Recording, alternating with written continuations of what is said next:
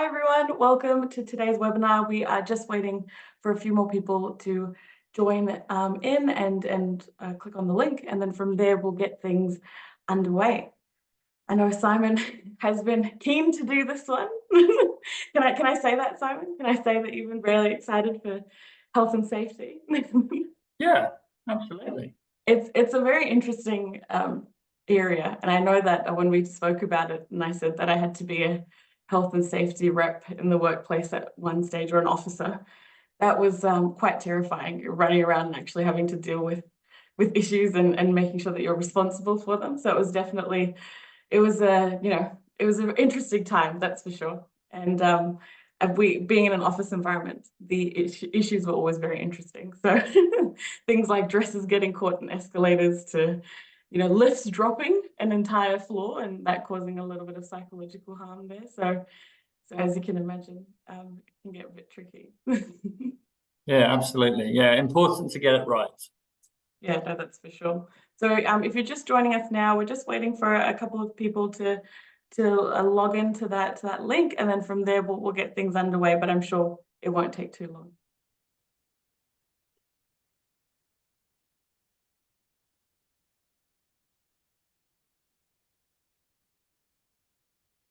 All right, everyone, I think what we'll do is we'll get things started because we do have quite a hefty topic today. Thank you so much for joining us in this very, very interesting webinar, because we're trying to basically take a lot of legislation, a lot of topics to cover into one specific, time period. So it is going to be a bit of a tricky one, but Simon and I are here to make it happen. So this webinar is all about understanding workplace health and safety, especially when we're looking at the Australian framework. So, good morning, everyone. Thank you so much for taking out your time to join us today. And like I said, we're going to be talking about quite a hefty topic. So I really want everyone to sit back and kind of go through this with us. This will be recorded, and I'll mention it again later on as well.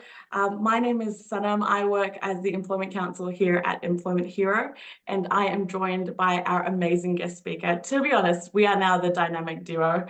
Simon Obee is the principal lawyer at EI Legal. Thank you so much for being here, Simon. Again, could you give us a bit of background about your experience and your expertise?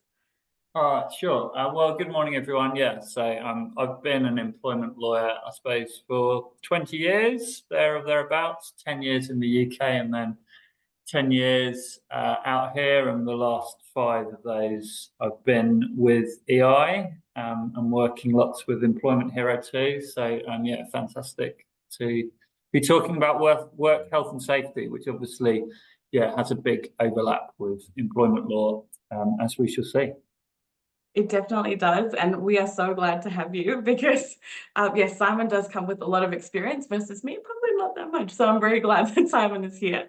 And before we get things underway and kick things off, I just wanted to do a little bit of housekeeping. So we've allocated time at the end of this webinar. It is a Q&A, so feel free to ask any questions in the box at the bottom of your Zoom screens. We will try to get through as many as we can. The ones that we can't get through, we will have a look at sending them out afterwards. Now, we will also be doing polls in this webinar, so please feel free to participate. We really want to hear about what the, ear to the ground, what's happening out there in terms of your businesses.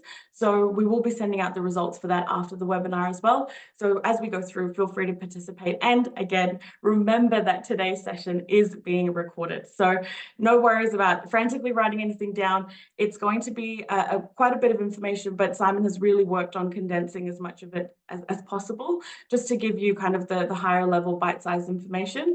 And like I said, the webinar will be recorded, so we'll definitely be sending that out afterwards.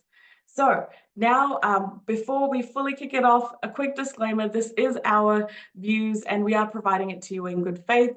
If you need any particular legal advice, the benefit of having Simon here is that you can reach out to him directly if you're dealing with something in the workplace as an employer or an employee. So absolutely feel free to reach out. I will have all of his details and his information listed on the last slide. So that will be up for some time, and also you'll be provided with these slides after the webinar as well. All right, so today, like I said, we're going to be covering a lot. So I'll kick it off with looking at kind of the workplace health and safety legislation. Now, Simon, this is complex. It's confusing. There's a lot of laws. There's a lot of things in place. We have PCBUs. I hear this word thrown out there all the time. I don't know what it means. So what do I need to do? If you need to boil it down for me, what pieces of legislation, what duties do I need to have a look at as an employer? What would you say? Yeah, sure. So it is a bit confusing, but hopefully we can cut through some of that confusion. So basically, there's the Work Health and Safety Act 2011, and that's the main piece of kind of health and safety legislation that has been adopted by all states and territories except Victoria. So in everywhere but Victoria, the law is pretty much the same. They've implemented the act in slightly different ways, but they all have what we call the model work health and safety in place. Victoria's system is slightly different, but at the kind of level that we're talking about today, which is just looking at the basics, even though we'll be concentrating on the model legislation, you can kind of take it as read that Victoria applies pretty much in the same way. Then beneath the act, each state and territory will have their own sets of regulations and their own codes of practices, which kind of sit underneath the act and provide kind of meat on the bones, as it were. The codes of practices are often kind of industry based and will provide, more specific guidance for businesses to follow. Then you have Safe Work Australia, which is the national government body tasked with improving health and safety in the workplace. And then each state and territory will have its own separate regulator who can inspect workplaces and prosecute for breaches, etc. So Safe Work New South Wales, WorkSafe Victoria, etc. And then how the legislation is set up is it confers safety duties on different people. So on businesses, on managers, on workers, they all have their separate duties, as we shall see in a sec. The basic duty is to provide a safe place of work for workers working there, but something which some businesses miss is there is also a duty to ensure the safety of anyone affected by the work that you're performing. So that will be customers, visitors, members of the public, etc. And the way that the Work Health and Safety Act is set up is it doesn't use the traditional sort of employer-employee definitions. It talks about a person controlling a business or undertaking or a PCBU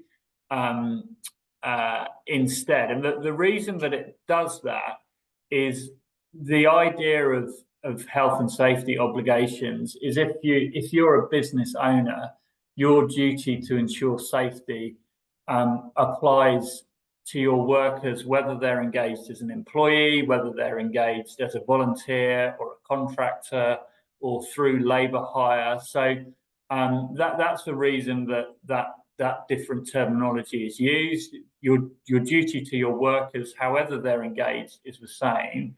And that's why it's like that. So in the webinar, I probably will say employer and use that terminology, but just remember that those duties apply even if you're technically not employing someone and you're engaging them as a contractor or what have you. Victoria, it's slightly different. They do use the terminology employer and employee, but then if you look at the definitions of employee, it includes a contractor, etc. So they get to the same conclusion in a slightly different way, if that makes sense. So if we go to the next slide and we look at what the actual duties are, the duty on an employer or a person controlling a business is the main duty is a duty of care to eliminate risks in the workplace, or if that is not reasonably practicable, to minimize the risks as far as is reasonably practicable. So it's all about eliminating safety risks as far as reasonably can be done. And you'll see that flowing through all these duties and all health and safety kind of obligations is this reasonableness sort of test, which takes into account, the size of the business, the resources of the business, etc. There is also a duty to consult workers on safety matters and to consult other duties, other duty holders. So that is the main duties on employers.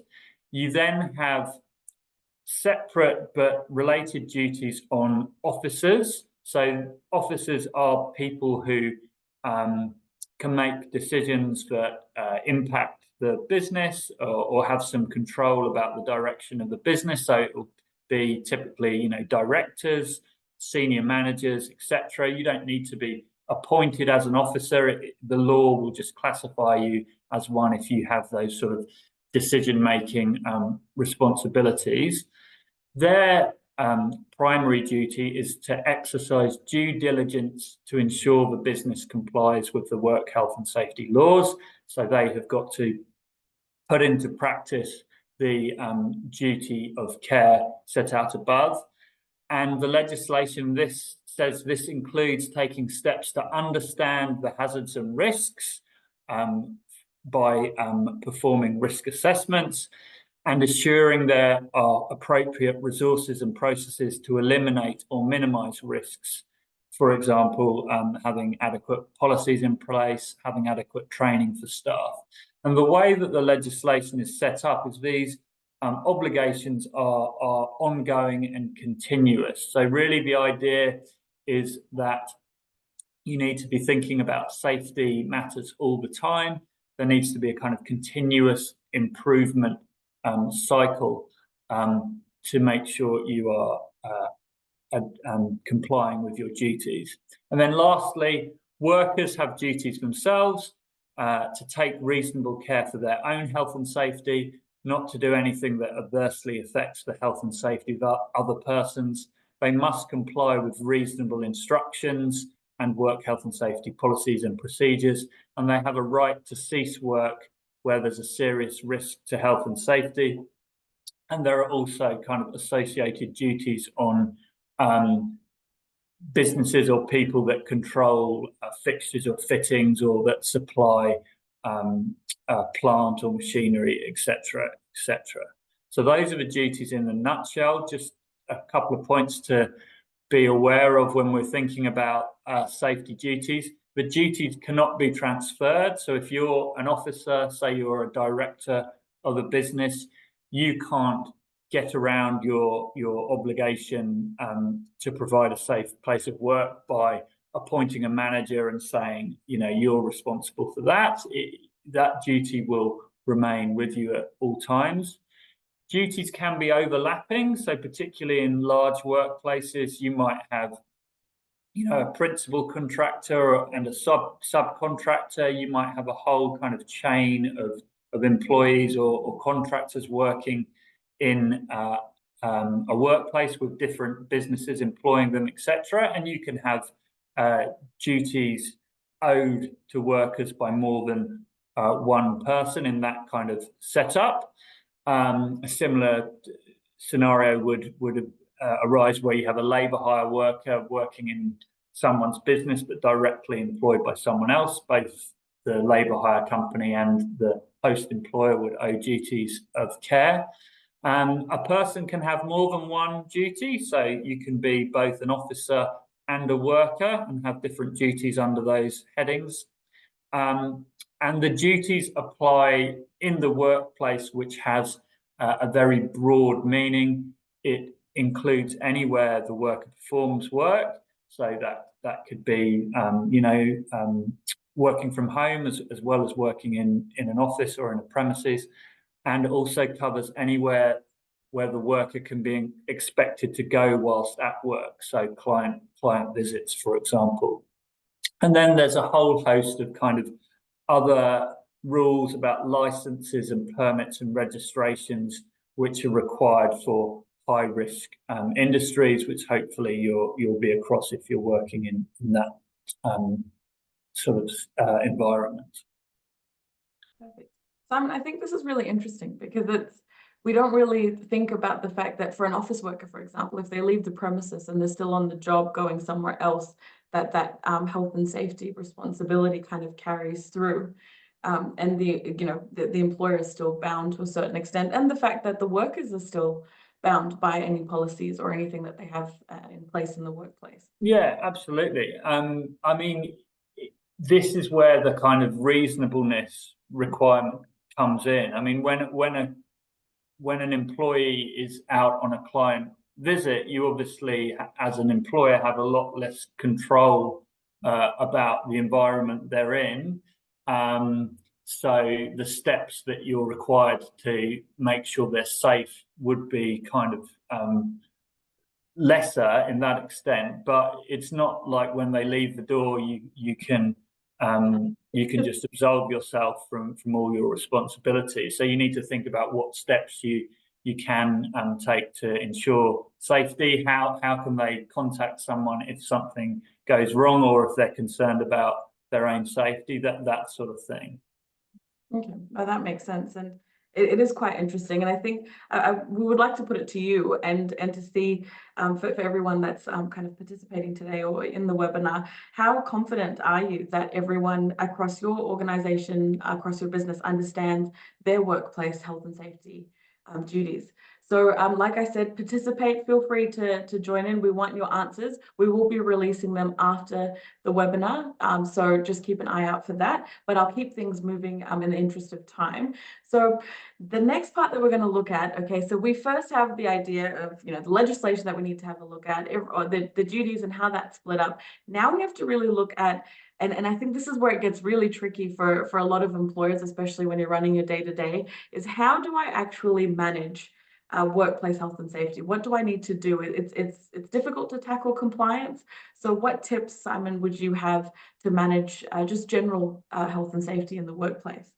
Yeah, sure. So I think that the way that businesses can demonstrate they're complying with their duties is having an effective work health and safety management system in place. And when I speak to people about this, quite often people will say, well, we have a work health and safety policy in place. Is that sufficient? Is that different? Have I done everything I need to do? And I suppose the way I would think about it is a work health and safety policy is essential, but it is a static written document. Whereas when we talk about a management system, it is really the steps you're taking to bring that policy to life. So it is the practical steps you're taking, performing risk assessments, consulting with staff, reporting incidents when they happen, and investigating what went wrong. It's all those steps combined together.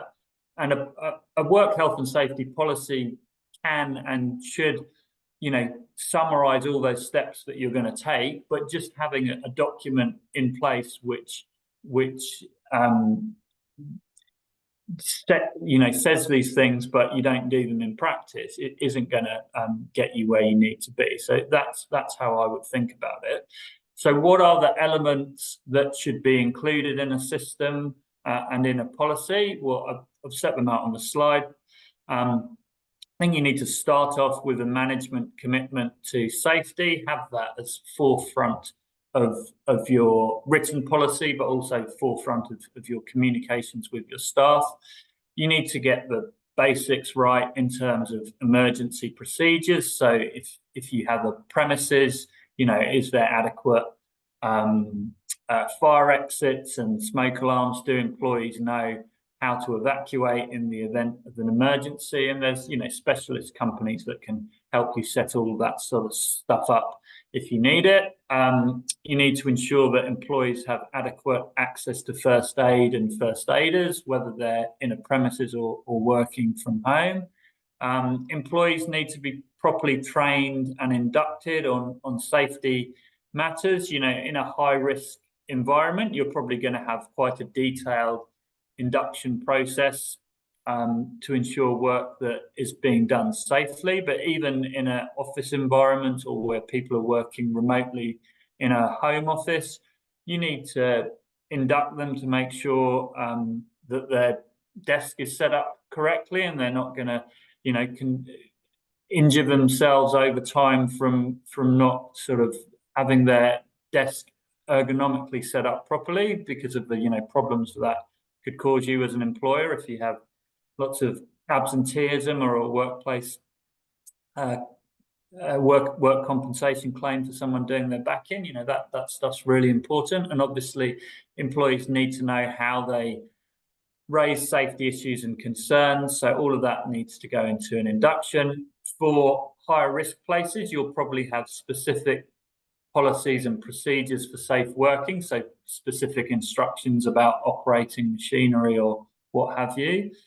Then the last 4 points on the slide, we're going to delve into more detail over the coming slides. But the first of those is risk assessment. So the legislation, it's kind of tried and tested, if you like, that the proper way to manage risks is to carry out periodic risk assessments where you're looking at the health and safety risks involved and putting in place appropriate controls. So ideally, these should be carried out when there is any new process implemented in a workplace which has health and safety risks. In a high risk industry, that'll be things like, when you start using a new type of machine or vehicle. But even in an office-based environment, it could be a change of process, a change of rostering or hours, or bringing on a new client, for example, which might have added kind of workplace stress or that kind of stuff. And it's important to think about both kind of physical and mental health risks here, and we'll come back to that kind of mental health and psychological hazards point in a bit. But it's important that when you're looking at new processes and impacts on safety, you're thinking about impacts on physical and mental health. If you've never done a safety risk assessment before, then maybe the best approach is to think about what are the current highest levels of safety risk in your business, and just perform a risk assessment for those areas. At the very least, if you then get audited by a regulator, you'll have a paper trail to show that you have been at least doing some thinking about safety matters. So what does a risk assessment process look like? Well, as I say, there's a kind of tried and tested methodology for this, and if you look it up online, there's lots of guidance on how to do this. But in a nutshell, the first thing to look at is you identify the hazards. What is the particular problem or safety risk we're thinking about? You need to assess the level of risk. So you need to look at the harm that could be caused and the likelihood of this occurring. So if the risk is of someone being seriously physically hurt or perhaps being killed, and this task is performed daily, that means you need to implement some pretty stringent controls. Compare that to a situation where the task is only being done once in a blue moon and there's only minor risks to harm. That would justify a less stringent approach. But once you've considered that level of risk, you need to think about, have you got any current controls in place to deal with the risk? And if so, are they working? If not, or if this is the first time that you're looking at this, you need to implement appropriate controls appropriate to the level of risk. And again, there is a well-established process for considering the correct level of controls, which is on the next slide, Sanam. And this is referred to as the hierarchy of control structure. And the idea is that whenever you're performing a risk assessment, be it for physical or mental health risks, you start with the most effective levels of controls, which are those listed on the left, and then you move across through the left to the right, and it's only where you can't implement or remove the risk with the most effective ones that you would implement the others. So It's probably best illustrated by an example. So something I was advising on recently was a NDIS provider, so someone who provides services to disabled people in the community. They provided personal care to participants, so helping with washing and cleaning and getting dressed, etc. And they employed care workers to do that role. One of the participants had a tendency to towards violence towards the people around them, basically. So, if you're assessing the level of risk, that is pretty high chance of harm, physical harm from being hit or kicked or bitten or what have you. And this is a task that was being performed every day, so quite likely that could occur. So you start with the left. On the left, for the most effective level of control, can we eliminate that level of risk completely? Can we stop doing that task? Practically speaking, the answer is no. This is core to their business services, providing personal care. So that isn't appropriate in this circumstance. So then you look at ways of reducing the risk in the second column along. So we're looking at engineering. Can we change the design of the work? Substitution. Can we substitute the hazard? Or isolation. Can we isolate the hazard? So here, probably substitution and isolation aren't appropriate, but there are probably engineering changes that could be implemented, changing the process for doing the work. So, for example, can instead of one support worker being sent, can there be a policy that there's always two support workers there to manage the risk better? Or can you have a process whereby you're only providing care to this individual when they have a family member present? It's those sorts of things that you would think about. Implementing, are they reasonably practicable? You're going to be looking at the cost and the resources, etc., etc. You then move to the next column, which is about administrative controls. This is all about having policies in place or training for staff. There's usually an administrative control that you can implement with most health and safety risks. So this would be things like giving extra training to the staff to equip them, kind of self-defense mechanisms or ways to de-escalate situations, that kind of thing.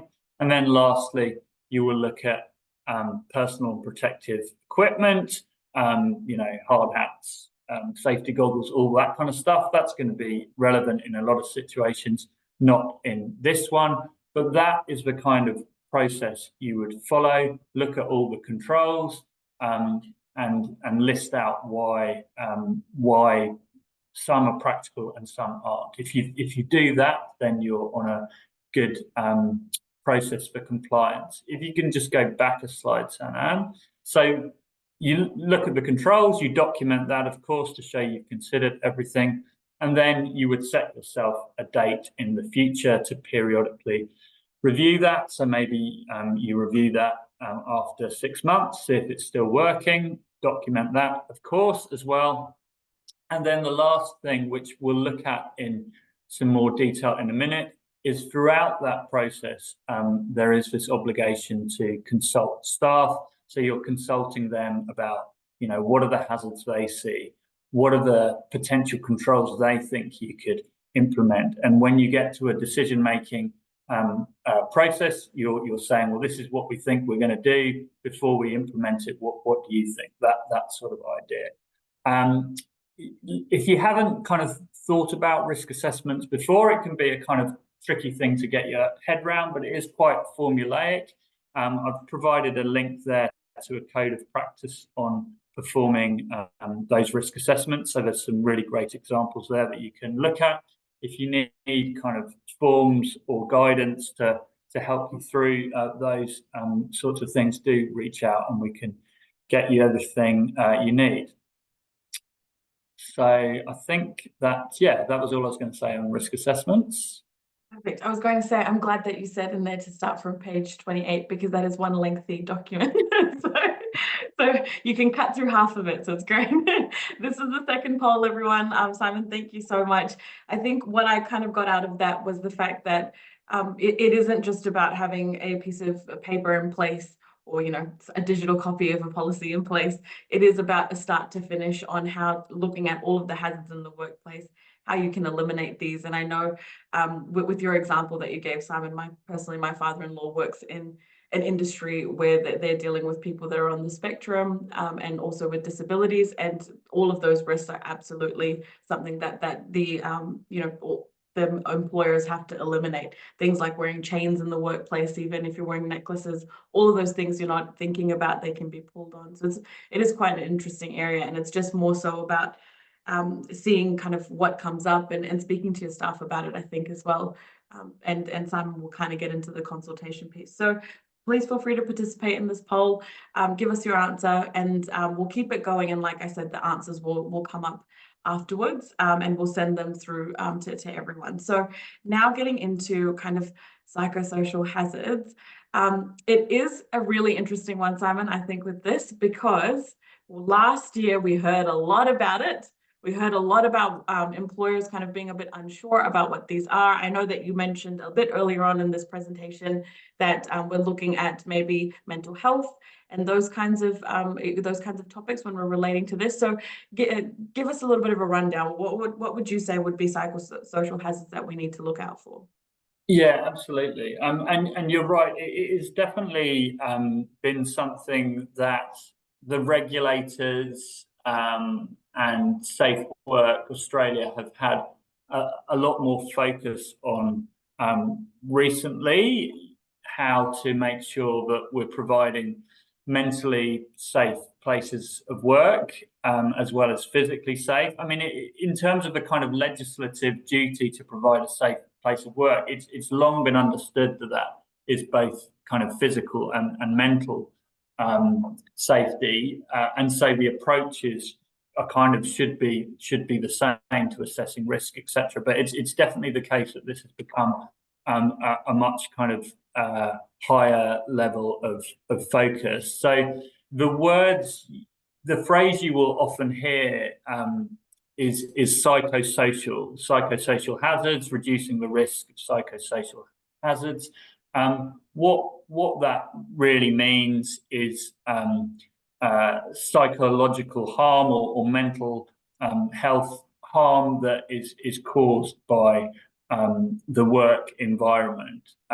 It doesn't mean anything more than that. So you can kind of use the terms psychological harm, mental health harm, psychosocial hazards all together. We're really talking about the same thing.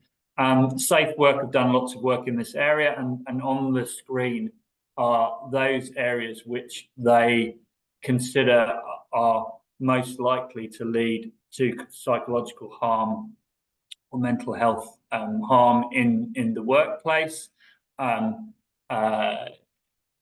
They won't be relevant to all workplaces.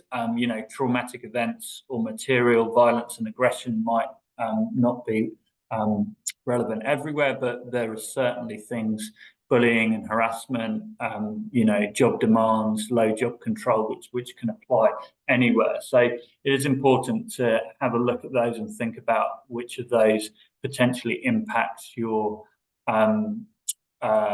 workplace environment.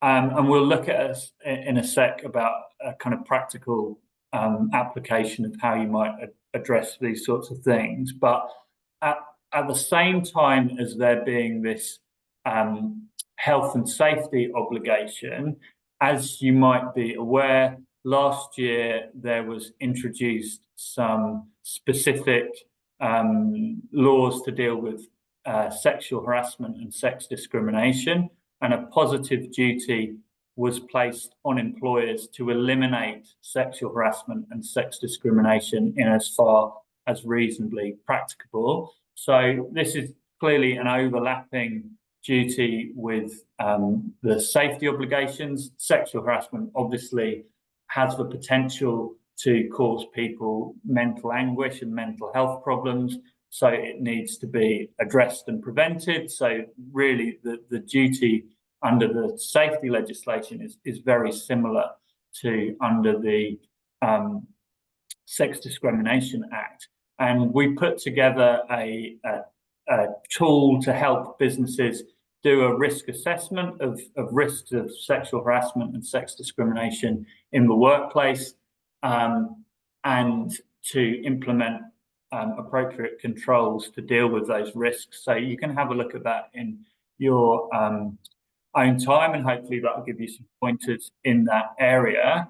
But I just thought I'd give you an example of how you might think about addressing another mental health risk in the workplace. So performing a risk assessment in that area. So can we go back a couple of slides just to that hierarchy of control diagram? So just to kind of bring it to life with a psychosocial risk.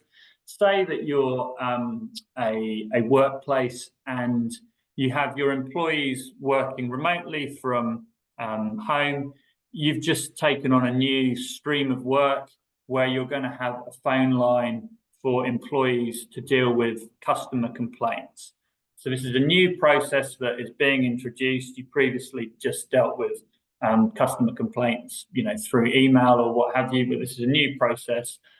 So rightly so, you should think about what are the health and safety risks. You've considered that, there could be a risk of customers being irate, being aggressive on the phone. That could cause stress to your workers, and that could then have safety risks to their mental health and well-being. So again, ideally you would follow this kind of risk assessment. Elimination is the most effective way. Is it possible to remove that risk or hazard completely? No, it's not. If you've decided that this is necessary for your business purposes to have this phone line, can you reduce the risk through engineering, changing the design of the work, substitution or isolation? Possibly. You could have a process whereby you always have a manager working at the same time as the employees. So if an aggressive caller phones up, they can always transfer it to the manager or get the manager involved. There might be other things too.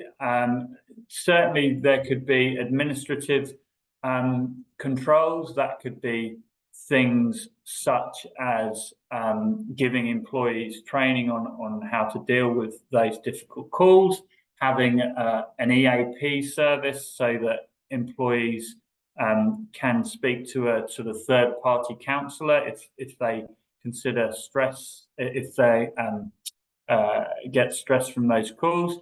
There could be other controls.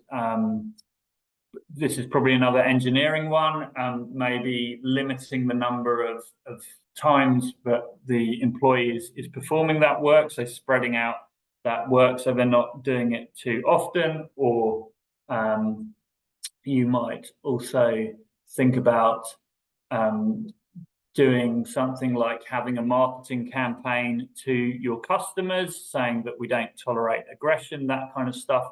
All of those things are potential controls which will help reduce those risks. So you would list out these things. You would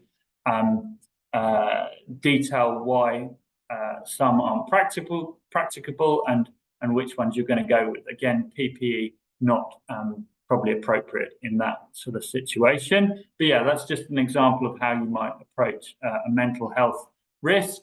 As I say, the same process as you would with a physical health risk would be my advice. Yeah, go ahead. I do find it quite fascinating just because when we look at this list, a lot of times we think, bullying, sexual harassment, discrimination, those are the things that come front of mind when you think about, or even aggressive behavior, when you think about these kinds of psychological hazards. But when you look at it, there is actually a lot that can go into it in a day-to-day. And even if you're removed from the workplace per se, you can still be, like you've indicated, exposed to these particular hazards and these issues in the workplace. Absolutely, and the move towards more employees working from home, that has increased risks of people feeling isolated. It becomes a lot more difficult to monitor whether they're overworked or whether they're stressed by something. In some settings, that makes them more prone to bullying or harassment, delivered online, where there's no one kind of there to watch what's happening. So yeah, all of these things, well, not most of these things apply in that kind of setup, just in a slightly different way. Absolutely. So, was there anything else, Simon, that you wanted to add to No, this? no, that's it for now. Perfect. So we'll do the last poll, everyone. I'll have this one pop up onto your screens, and we're just going to have a look at basically how confident your organization is in managing these psychosocial risks. If this is the first time that you're hearing about it, don't worry, we will be sending out, materials and information that you can kind of have a look through and absolutely use that tool that Simon and his team have put together, because it will be very, very beneficial. So keep in mind, answers won't be posted now. We will be sending them out after the webinar.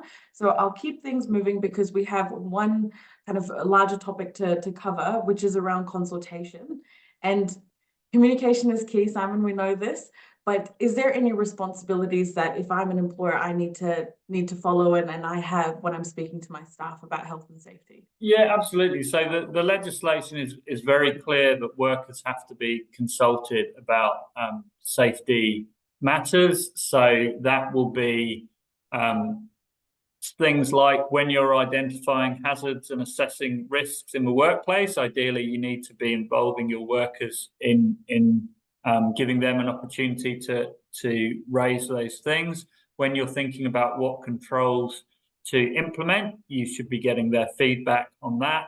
And when you're developing any processes around dealing with safety, such as, how we're going to deal with disputes or how we're going to consult the staff, you want them to be involved in that decision making too. And then lastly, if there are any changes in the workplace which are going to impact safety, we've talked about a few examples of them in our risk assessment examples. You're going to want to involve the workers in those decision-making process as well. So how do you consult staff? There are various ways that you can do it. The first would be making clear in your work health and safety policy and training how staff can raise safety issues and concerns. So that might be through their manager, it might be through a dedicated HR person, but make it clear that your staff know how to do that. I would recommend having standing questions in one-to-ones or team meetings, just making sure there's a standard question about safety matters on the agenda, and that's a really good way to make sure that everyone's thinking about safety and talking about it regularly. Toolbox talks. In high-risk industries, you'll often have a chat at the start of the day about the work that's about to be performed and any safety issues. Ideally, you want to train and empower employees to carry out their own risk assessments and to carry out their own incident reports when things go wrong, so that they are involved in the safety process. Another great idea is having a work health and safety committee. So just ask for volunteers from different levels of the business, get them to meet every quarter, say, discuss any safety issues on their mind and report back to the leadership team. That's a really good way of getting different people throughout the business involved. And other great things to do is whenever you're putting a safety document together, be it a policy or a process or an incident report or what have you, send it to employees in draft form and get them to comment on it before you finalize it. There are also specific rights for workers to elect a health and safety representative or to have a committee formed under the work health and safety legislation. If you're workers do that, you just need to be aware of what your obligations are. But if you receive that kind of notification, reach out and get some advice, and we can make sure you tick all the boxes you need to with that. So, incident reporting. This is always an interesting one, just because of the fact that with incident reporting, if you haven't done it, then it's quite alarming. I remember running around the office with a piece of paper, getting people to write things down, and it used to have a sketch of a person on where they've been harmed. I think it has come a long way since then, but it'll be interesting to hear from you, Simon, what we need to kind of consider when we're looking at incident reporting, if it is your first time, or what you need to include in general if it isn't. Yeah, absolutely. I mean, one of the kind of cornerstones of your health and safety obligations is to record and report on any safety incidents at work, and then take appropriate corrective action. So you should really be recording and reporting internally on any injury or illness sustained in the workplace, no matter how minor, as well as obviously kind of more serious incidents and any near misses. So, no one was injured, but something happened where someone could have been. And you need to have a process for who's responsible for doing that, who's responsible for carrying out any investigation about what happened, and who's responsible for taking appropriate action. And this is, another area where it's really important to document everything, so that if there is an audit, you have a paper trail to show, the steps taken and the information you've recorded. Ideally, you want to be periodically reviewing the incidents that have occurred. So maybe that's an annual process where you look at all the incidents and, is there a pattern of forming? Are things happening at certain times or in certain areas that gives you a kind of hint that you need to be doing more work in certain areas. And there is a separate obligation to report certain more serious incidents to Safe Work and to your workers' compensation insurer. Those rules vary from state to territory, but if you need some more specific advice on that, do reach out to us. But I would say that's incident reporting in a nutshell. I think you're going to talk a bit later, Sanam, about how Employment Hero makes all that a bit easier. Yes, definitely, because I think people don't realize a lot of times, no matter how you do your incident reporting, that if you're in a dispute, it can sometimes come down to the exact time that it was, the reported, even the day, what happened. I know I've personally been involved in those kinds of claims when I was working in private practice, and it really can come down to the semantics and the finer details. So it is really important, like Simon said, document everything. So we'll do the last couple of bits left for this presentation component. And this is an interesting one, because whenever we talk about inspectors' rights, Simon, and union rights, I feel like there's a lot of questions that always flood in. So from what I understand, sometimes union members or representatives and inspectors, they can come in and maybe have access to premises. Do they always get access, or can I say no, you want to leave? What's the situation? Yeah, you're right, and we'll only really be able to scratch the surface with this stuff. But in basic terms, trade unions have a right to enter workplaces to inspect matters if they consider that there is a breach of the work health and safety obligations going on. The most obvious example being that there's something unsafe going on in the workplace, and the employer therefore isn't complying with its duty to provide a safe workplace.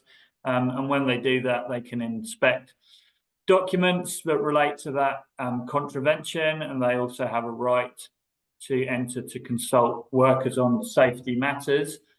Usually they have to provide notice of in advance when they want to do that, but they don't have to if it's an urgent matter and there's a there's an unsafe practice going on, it happens all the time in building and construction. There's something they consider is unsafe happening right now, that they're allowed to enter if it is an urgent matter. So as long as they've provided the correct notice and have the correct entry permit, then you have to allow them on site. If there's any dispute about that, you want to get legal advice straight away. And similarly, safe work inspectors have a right to enter without notice and have wide ranges of powers when they're on site. They can issue you an improvement notice if they think you're doing something which needs to be improved on a kind of safety side. They can issue you a prohibition notice ordering you to stop something immediately. They can issue on-the-spot fines. And frequently, if there has been an incident, someone's been injured on site, they will enter and perform an investigation to work out exactly what went wrong. And if they think that resulted through you not complying with your safety duties, then they can bring a claim against you in the courts. The penalties for health and safety breaches can obviously be quite severe, when we're talking about major breaches, and it is a criminal offence as well. So I would say with any of this stuff, if you have a union or a safe work inspector enter your site, you're probably going to want to reach out and get legal advice about your exact obligations and rights. I think that's definitely good advice, because I have heard horror stories of employers just kind of agreeing to things or not understanding what has actually been given to them, if there's any improvement notices. So definitely worthwhile to get some advice. Like I said, Simon's details will be on the last slide.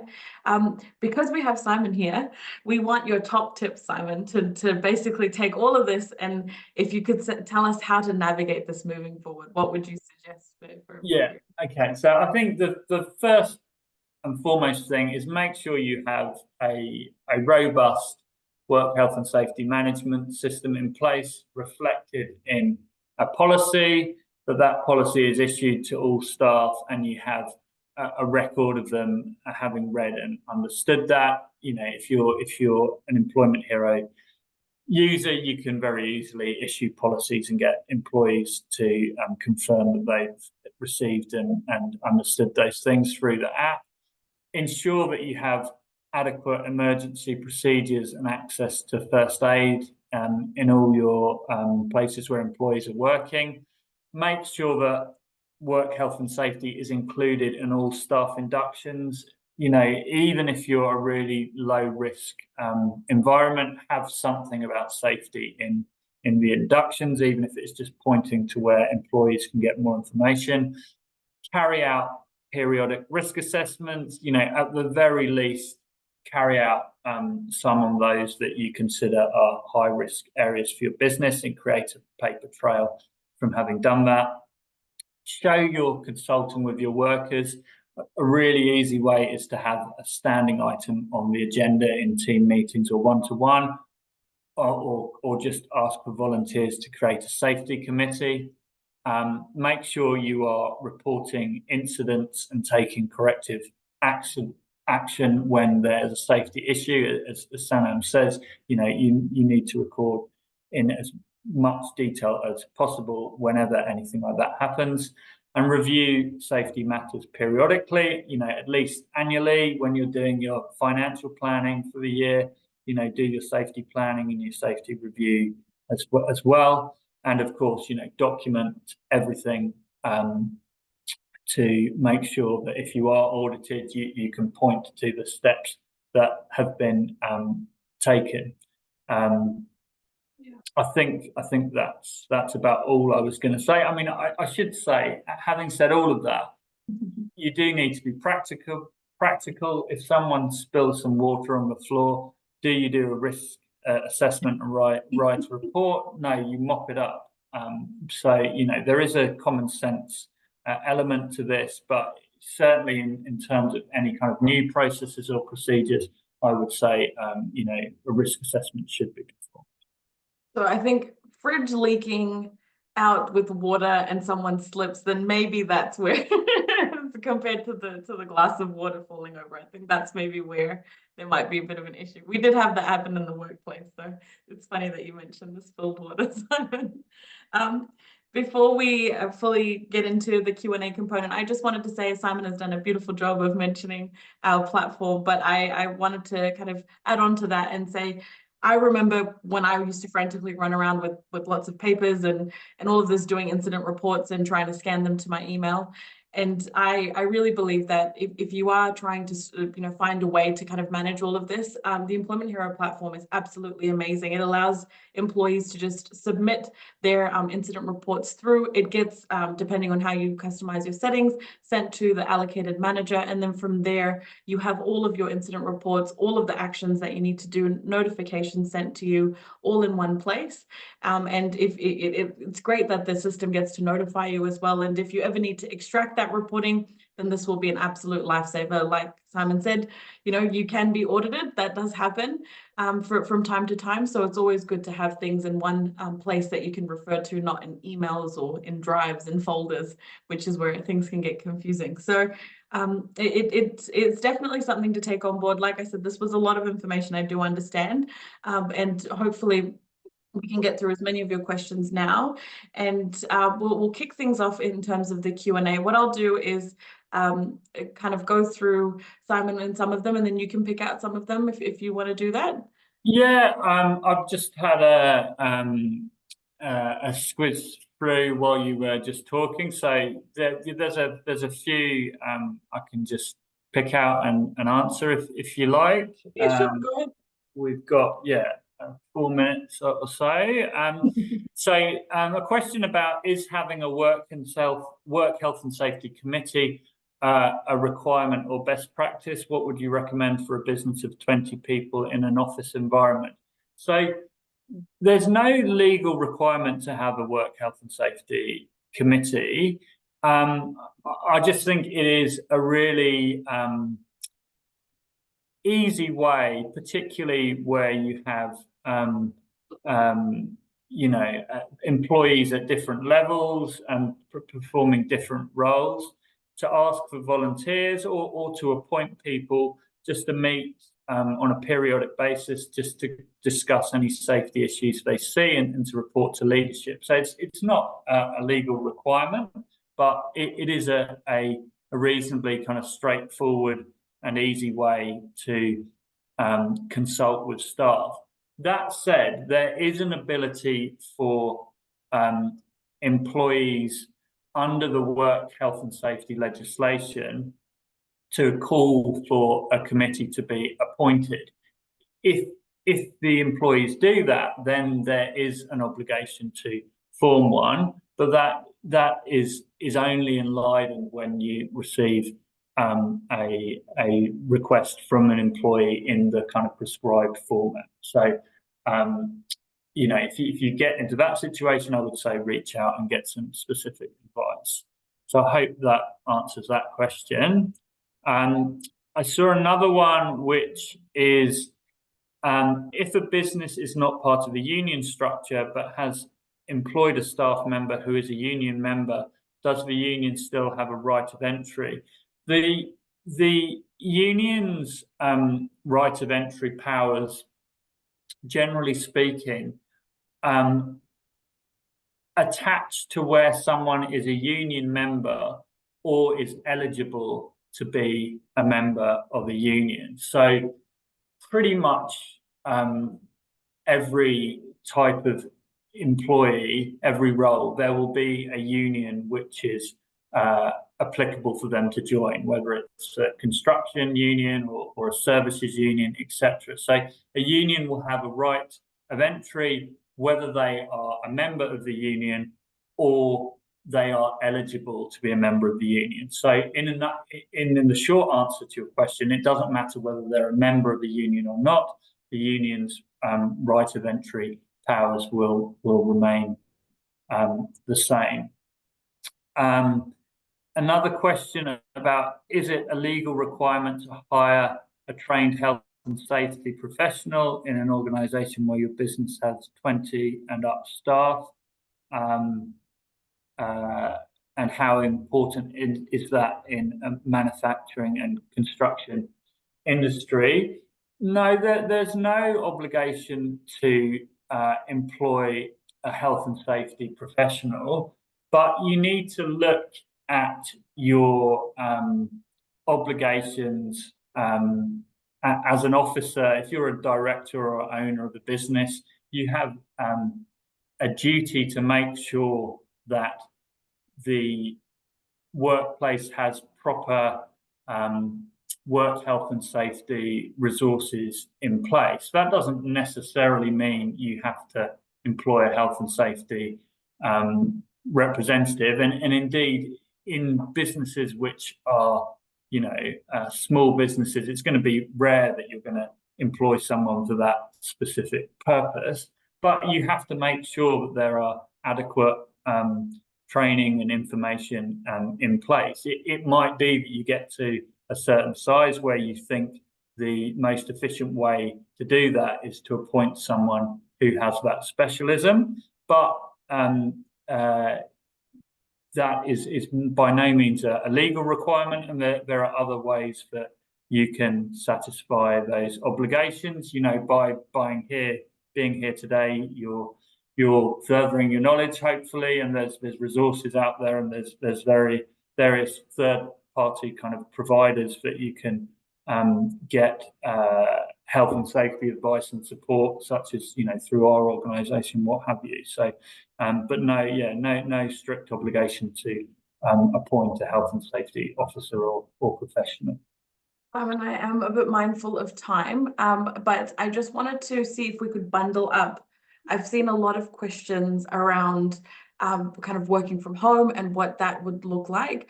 If we could bundle it up together, I think I'll take a bit of a crack at it, but feel free to add on. A lot of people, they're asking about, what happens if someone's working from home, how do we monitor them? I think it all boils back down to exactly that slide around kind of the hierarchical approach, where we'd have a look at from most effective to least effective. You'd still apply the same principles, same policies to someone working from home. But what you would do in this case is obviously their hazards and things would be different. They're not on a construction site. So maybe their desk setup needs to be ergonomically set up, and they need to be given that information on how to do that.